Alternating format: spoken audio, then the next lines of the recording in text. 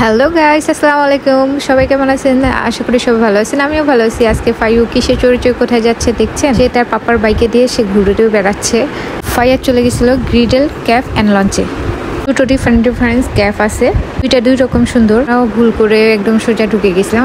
আমরা ভাবছিলাম একটা এরিয়ার মধ্যে একটাই মেবি রেস্টুরেন্ট। যখন ঢুকলাম তখন ঢুকে দেখি না, এটা আলাদা ওটা আলাদা। একটা নাম ছিল ভ্রেজা ফ্রাই, নামটা খুব ইন্টারেস্টিং।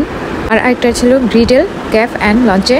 আমরা গ্রিডেল ক্যাফ অ্যান্ড লঞ্চে ঢুকে গেছিলাম। আমার আর ফাহিমের ভীষণ ক্ষুধা পাইছিল, তাই তাড়াতাড়ি খাওয়া অর্ডার করে দিলাম। ক্যাটসু চিকেনটা আর আমি করেছিলাম মঙ্গোলিয়ান চিকেনটা।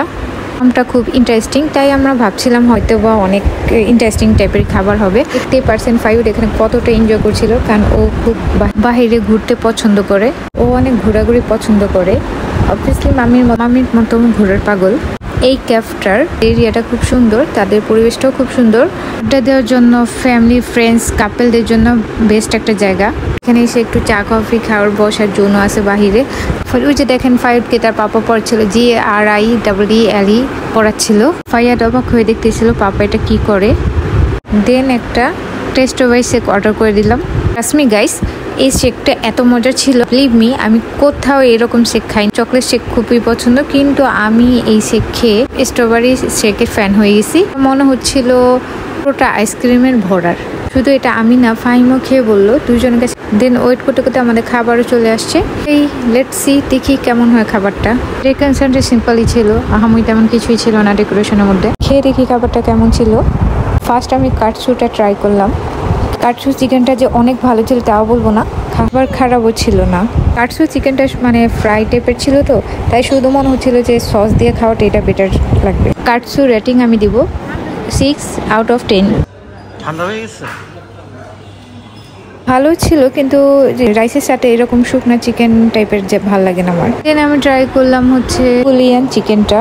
মঙ্গোলিয়ানটা খেতে কাটসুর থেকে ভালো ছিল, বেটার ছিল, কারণ এটা একটু গ্রেভি ছিল। কোনো রাইসের সাথে গ্রেভি টাইপের কিছু থাকলে খেতে মজা লাগে। ছোট্ট বাবাই। আমি মঙ্গোলিয়ানটা 8 আউট অফ 10 দিব।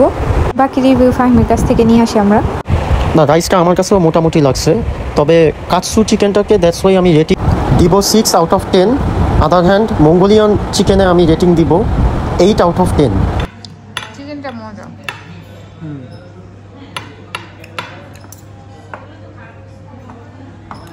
সাথে এখানে যে কোলস্লো দিচ্ছে, বুঝছো? কোলস্লো এটা অনেক, এটার জন্য টেস্ট অনেক ভালো লাগতেছে।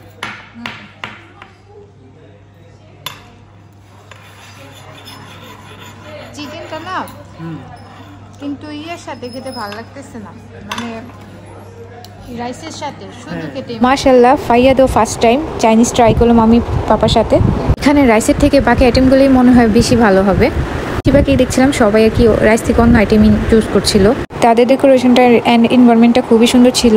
আমি একটা ছোটোখাটো ব্লগার, আমার কোনো ভুল ত্রুটি হয়ে থাকলে সবাই ক্ষমা দৃষ্টিতে দেখবেন, এবং ভুল ত্রুটি হলে আমাকে অবশ্যই কমেন্টের মাধ্যমে জানাবেন, যাতে আমি আরও ভালো কিছু করতে পারি।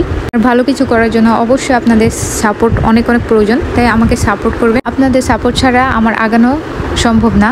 আর হ্যাঁ, আরেকটা কথা, লাইক কমেন্ট অ্যান্ড শেয়ার করতে ভুলবেন না।